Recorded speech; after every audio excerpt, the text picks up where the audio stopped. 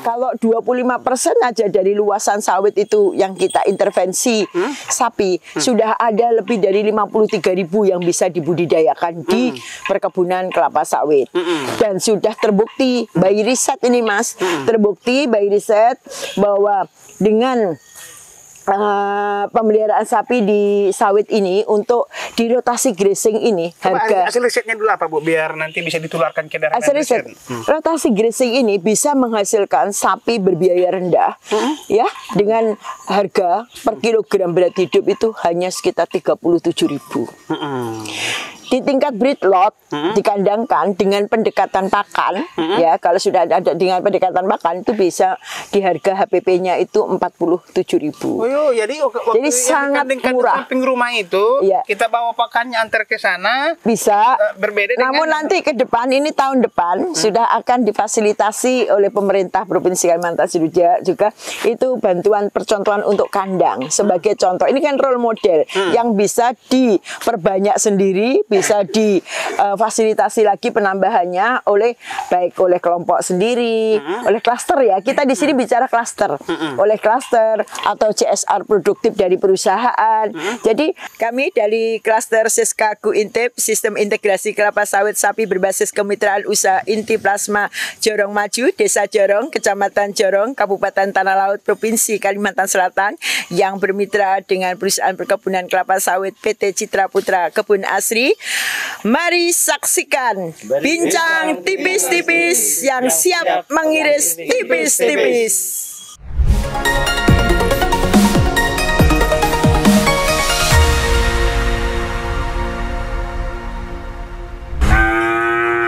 Dari Desa Jorong, Tanah Laut, Kalimantan Selatan, bincang-bincang tipis-tipis kembali menjumpai Anda bersama saya Erman Tale Daulay di channel Tale Trias Info. Di channel ini berbagai isu terkini yang menjadi perhatian publik dan narasumber yang kita hadirkan untuk membahas isu tersebut akan kita iris-iris menjadi tipis-tipis. Pada tayangan kali ini kita akan mengangkat tema soal pertanian terpadu ataupun perkebunan terpadu di mana budidaya sawit bisa dipadu dengan ternak sapi. Untuk itu kita menghadirkan bintang tamu Ibu Suparmi, akrab disapa Ibu Mami, Kepala Dinas Perkebunan dan Peternakan Kalimantan Selatan yang mengusung program yang akronimnya agak-agak jenaka, Siskaku Intip. Coba jelaskan dulu Bu Gadis, apa itu Siskaku Intip? Siap. Siskaku Intip itu adalah program super prioritas pemerintah Provinsi Kalimantan Selatan untuk mendukung ketahanan pangan, ketahanan energi dan membangun ekonomi hijau atau green economy dalam rangka pembangunan perkebunan kelapa sawit berkelanjutan. Siskaku Intip sendiri singkatannya adalah Sistem Integrasi Kelapa Sawit Sapi Potong berbasis Kemitraan Usaha Inti dan Plasma. Brandingnya Siskaku Intip. Nah, Siskaku Intip ini Bu sasarannya manfaat kan pertama kan harus manfaat gitu kan. Untuk masyarakat seperti apa kehadiran program ini bagi masyarakat? Terima kasih Mas, bahwa Siskaku Intip ini adalah untuk membangun bisnis baru buat masyarakat sekitar kebun, sekitar perusahaan perkebunan sawit, atau juga mereka tidak semuanya itu menjadi plasma atau menjadi mitra. Jadi dengan adanya program Siskaku Intip ini, baik terhadap plasma maupun masyarakat sekitar yang memelihara sapi atau peternak itu bisa mengikuti program Siskaku Intip ini. Yang sebelumnya sapi masuk ke sawit itu menjadi masalah. Oh dulu ya nggak boleh masuk ke menjadi masalah. Kan, sawit sama pertanian menyeluruh namanya. Ya, istilahnya sapi itu menjadi masalah kalau masuk ke kebun, baik terhadap perusahaannya maupun masyarakat itu sendiri, karena perusahaan merasa terganggu, takut kalau terjadi pemadatan tanah dan lain-lain ya, ada ganoderma dan lain-lain. Sedangkan masyarakat sendiri ada komplain kalau sapinya tiba-tiba mati karena ada jadwal pemupukan, ada jadwal pemberian pestisida. Nah, ini yang menjadi tugas kami, bagaimana antara sawit dan sapi itu terjadi simbiosis mutualisme. yang gitu. saling menguntungkan. Sapi sebagai tamunya harus tahu bahwa dia masuk kepada perusahaan perkebunan sebagai tuan rumahnya. Dengan program Siskaku Intip ini, kebetulan ini adalah duplikasi dari program Siska, Sistem Integrasi Kelapa Sawit Sapi, yang sudah berhasil di Kalimantan Selatan. Di tingkat inti, adanya di Kabupaten Tanah Bumbu yang diusahakan oleh PT Buana Karya Bakti. Nah, ini keberhasilan dari PT Siska, ini kita duplikasi ke Siskaku Intip, namun pelaksana sapinya semuanya milik plasma, milik pekebun rakyat atau milik masyarakat sekitar. Oh, jadi ini semua pemiliknya ini milik kalau masyarakat. Masyarakat bisa yang kerja di sini Bisa atau yang ada berdomisili sekitar perusahaan. kebun atau masyarakat yang memang bermitra menjadi plasmanya dari PT JPKA. Jadi intervensi pemerintah apa di situ, Bu? Intervensi pemerintah adalah sarana prasarana seperti Mas lihat ini. Ini mungkin Mas baru menemukan di sini, artinya pekebun plasma ya, ini milik plasma. Dikasih sapi masyarakat ini kita batasi dengan namanya pagar elektrik atau electric fence. Ini untuk mengatur rotasi grazingnya. Tadi kita sampaikan kekhawatiran pemilik atau inti bahwa kalau dimasuki sapi itu ada pemadatan tanah. Di sini tidak akan terjadi karena adanya pagar ini, mereka terus bergeser, diatur dengan rotasi grazingnya ini. Nah, kenapa kami pemerintah Provinsi Kalimantan Selatan, Bapak Gubernur, dalam rangka ini kan percepatan swasembada sapi di Kalimantan Selatan. Kenapa kok kita memilih di sawit? Pertama, kami memiliki luasan sawit lebih dari 500 hektar. Lebih dari 500 hektar. Totalnya kalau di 500.000, mohon maaf. Iya, makanya ini. Totalnya lebih dari 500.000 hektar. Nah, ini kan menjadi potensi pakan yang luar biasa. Kalau 25% aja dari luasan sawit itu yang kita intervensi sapi, sudah ada lebih dari 53.000 yang bisa dibudidayakan di perkebunan kelapa sawit. Dan sudah terbukti by riset ini, Mas, terbukti by riset bahwa dengan pemeliharaan sapi di sawit ini untuk di rotasi grazing ini, harga hasil risetnya dulu apa, Bu, biar nanti bisa ditularkan ke daerah hasil riset. Rotasi grazing ini bisa menghasilkan sapi berbiaya rendah ya, dengan harga per kilogram berat hidup itu hanya sekitar 37.000. Di tingkat breed lot dikandangkan dengan pendekatan pakan ya, kalau sudah ada dengan pendekatan pakan itu bisa di harga HPP-nya itu 47.000. Oh, jadi sangat murah. Samping rumah itu kita bawa pakannya antar ke sana bisa berbeda dengan. Namun nanti ke depan, ini tahun depan sudah akan difasilitasi oleh pemerintah Provinsi Kalimantan juga itu bantuan percontohan untuk kandang sebagai contoh. Ini kan role model yang bisa diperbanyak sendiri, bisa difasilitasi lagi penambahannya baik oleh kelompok sendiri, oleh klaster ya. Kita di sini bicara klaster, oleh klaster atau CSR produktif dari perusahaan. Jadi nanti akan dibangun untuk kandang-kandang untuk panen. Oh, jadi kalau dilepas kayak begini lagi nanti akan terus bisa langsung panen, bisa. Berinovasi terus nanti apa? Ini berbiak, ini berkembang biak terus ini. Kan ini banyak yang kita upayakan, banyak yang betina. Oh, yang suntik-suntik gitu ini? Bisa, dikawin suntik bisa, dikawin suntik bisa, dikawin alam bisa. Dan calving rate-nya atau tingkat kelahiran apabila digembalakan seperti ini jauh lebih tinggi.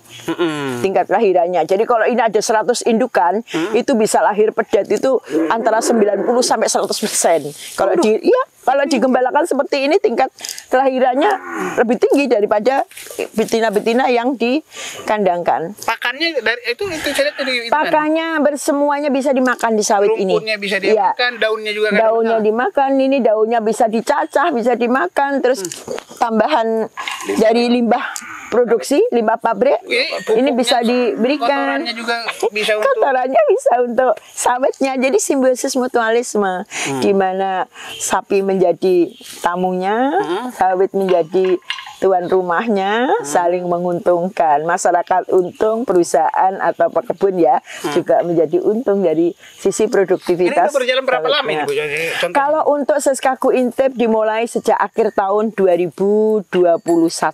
Oh, Dan alhamdulillah sekarang trennya sudah gimana? Positif dalam, apa negatif? insya Allah trennya positif. Saat ini sudah berkembang menjadi yang sudah komitmen ya, sudah melakukan penandatanganan dengan pemerintah Provinsi Kalimantan Selatan melalui Dinas Perkebunan Peternakan Provinsi Kalimantan Selatan sudah ada 22 perusahaan dari 12 grup.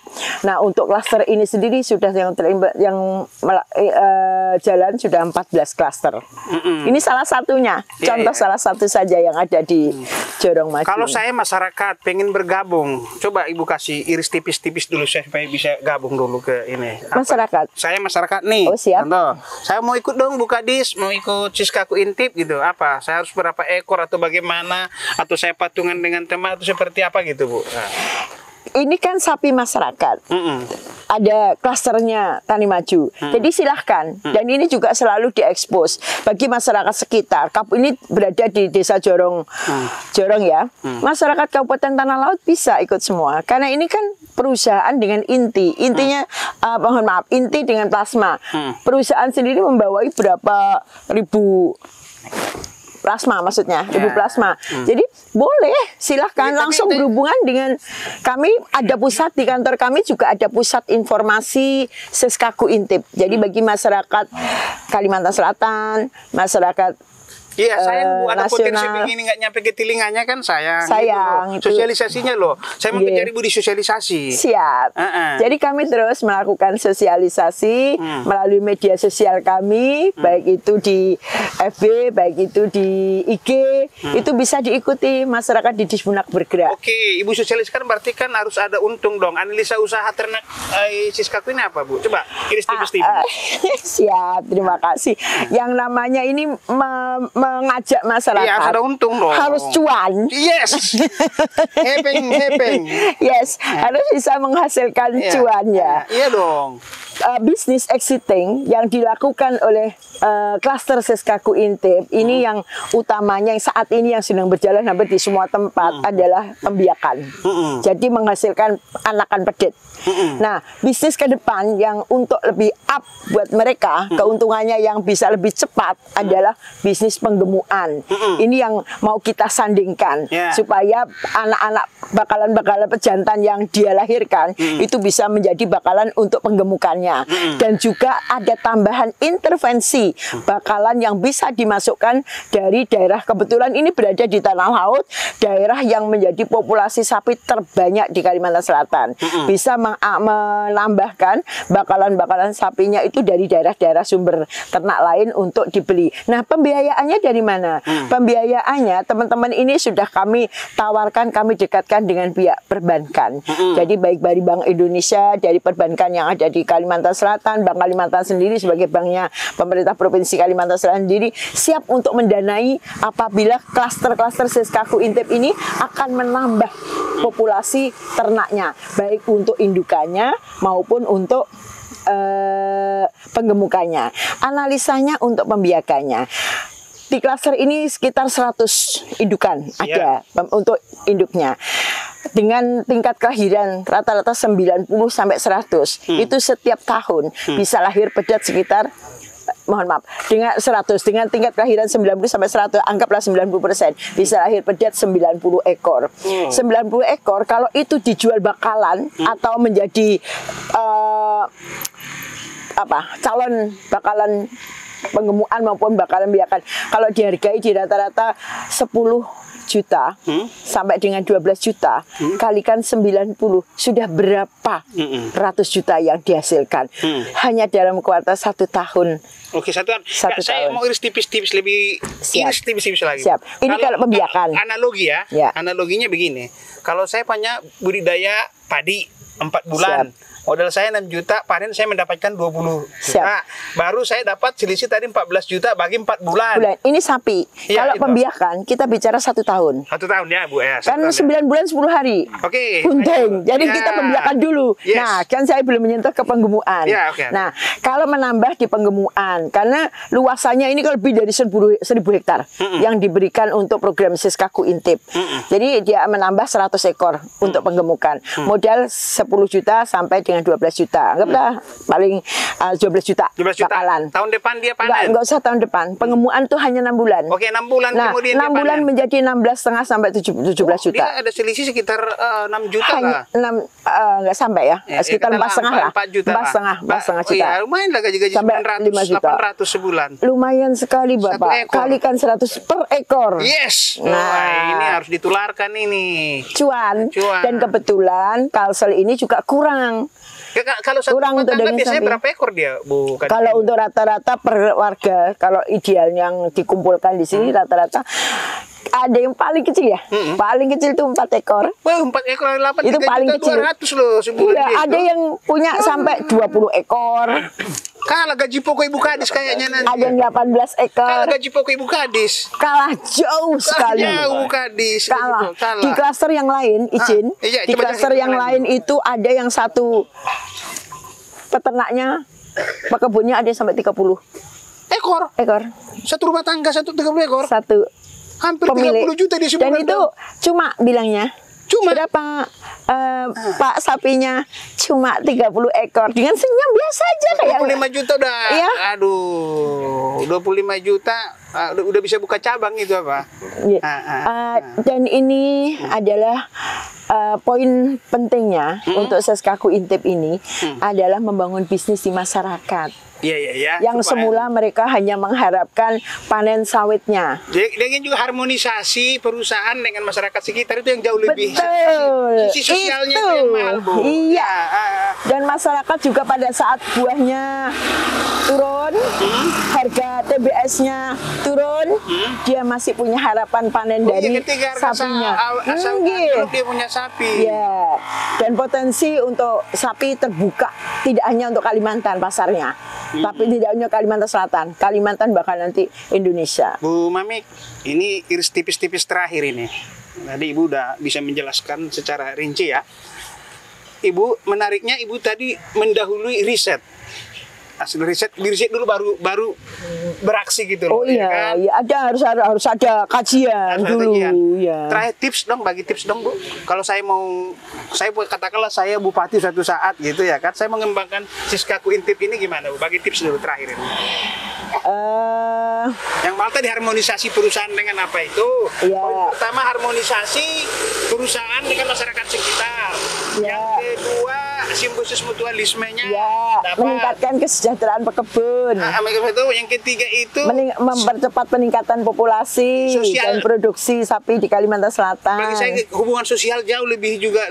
Itu yang nomor utama. Selama Plasma ini kan orang takut ternak masuk ke perkebunan, Ya, betul. perkebunan bagaimana itu loh, ya kan? Oh, siap. Tipsnya gimana Bu? Jadi tip kami adalah kami ya pemerintah Provinsi Kalimantan Selatan melalui Dinas Perkebunan dan Peternakan Provinsi Kalimantan Selatan kan sebagai pembina, sebagai pengawal juga untuk program ini kita mengharapkan bahwa kuncinya yang pertama bahwa dorongan untuk mempercepat swasembada sapi di Kalimantan Selatan, meningkatkan ketahanan pangan, meningkatkan ketahanan energi, dan mendukung ekonomi hijau. Karena Kalimantan Selatan ini juga sedang menyusun rencana aksi daerah perkebunan kelapa sawit berkelanjutan.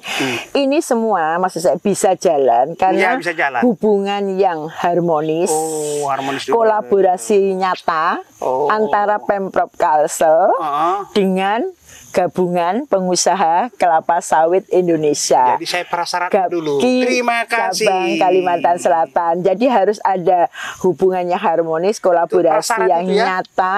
Karena ini kan harus meyakinkan dari pihak perusahaan bahwa keberadaan sawit ini menguntungkan, bukan menjadi musuh ya. Mungkin di beberapa daerah mungkin ada yang masih konflik. berpikir bahwa sapi ini menjadi musuh, padahal sapi ini menjadi sesuatu yang menjadi apa ya, berlian di dalam sawit.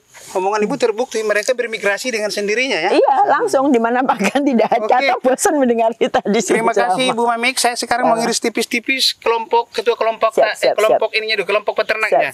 Dengan Pak siapa, Pak? Hailian, Pak. Hailian. Jabatan? Jabatan ketua kelompok. Gimana suasana kebatinan para pelaku sisa kointip ini di sini? Suasana kebatinan sangat menyenangkan, Pak. Di mana yang tadinya kita tidak ada electric fan ini, bayangkan kita punya sapi, anggaplah kita 10 orang, punya sapi dilepas liarkan di kebun, kita cari sapinya kemana-mana, Pak. Berapa liter air yang bensin yang terbuang, tenaga, ya kan? Waktu. Dengan adanya electric fan, kita tinggal duduk diam, melihat sapi kita di sini. Oh, bisa kita dari sini? Bisa, Pak. Kan dia nggak kemana-mana. Ya. Daripada ini kita nggak pakai electric fan, sapinya ada yang ke ujung, ada yang masuk parit, macam-macam lah. Itu dilema-dilema yang dialami kawan-kawan waktu menjadi peternak liar seperti itu. Eskalasi peserta gimana? Peningkatan keikutsertaan masyarakat gimana? Kalau peningkatannya sangat luar biasa, Pak. Antusias mereka sangat luar biasa. Tetapi kami kelompok jangan kan punya sistem-sistem yang harus diikuti. Jadi tidak semua masyarakat itu harus boleh ikut, tidak. Karena kita di sini membangun kelompok, membangun organisasi, di mana organisasi itu jangan sampai karena satu orang yang tidak bagus, yang lain ikut juga. Seleksinya gimana? Nah, seleksinya yang pertama dia harus punya sapi. Yang kedua, kemauan dia tinggi. Mohon maaf, Pak, saya ketua kelompok, saya tidak punya sapi. Tetapi saya lahir di Jorong, saya mempunyai terpanggil jiwa saya untuk membangun kelompok ini agar solid. Itu dulu yang pertama. Masalah sapi 2, 3 itu belakangan. Yang penting kelompoknya solid, insya Allah nantinya akan berjalan dengan baik. Mudah-mudahan nanti saya juga punya sapi, Pak. Sistem keorganisasian tentu harus ada keanggotaan keorganisasian. Coba share singkat dulu, iris tipis-tipis. Ketua, ada wakil ketua, kita pakai wakil ketua, kemudian ada bendahara, ada sekretaris, kebetulan pengurus kita ikut di sini semua. Kemudian yang namanya anggota itu kita libatkan ke dalam pengurus, Pak. Misalnya seharusnya dia anggota biasa, tapi kita libatkan dia menjadi koordinator pakan, ada koordinator. Diberi tugas, ya, bagus. Agar tanggung jawab.